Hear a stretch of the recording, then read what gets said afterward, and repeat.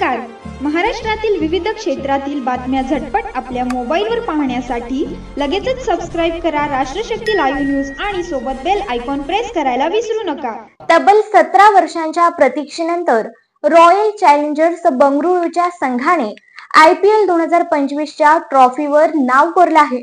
कर्नाटकमध्ये बंगळुरूच्या या ऐतिहासिक विजयानंतर विजयी रॅली काढली होती. या विजयी रॅलीत चेंगराचेंगरी झाल्याची घटना घडली आहे. या चेंगराचेंगरीत आता 11 जणांचा मृत्यू झाल्याची घटना घडली आहे, तर 10 जणांची प्रकृती गंभीर असल्याची माहिती आहे. या घटनेने RCBच्या विजयी मिरवणुकीला गाळबोट लागला आहे.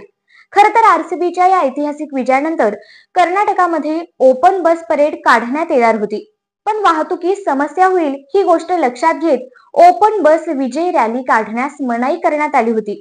त्यानंतर कर्नाटकाचे मुख्यमंत्री सिद्धारमैया यांच्या उपस्थितीत बंगळुरूच्या खेळाडूंचे स्वागत करण्यात आले होते.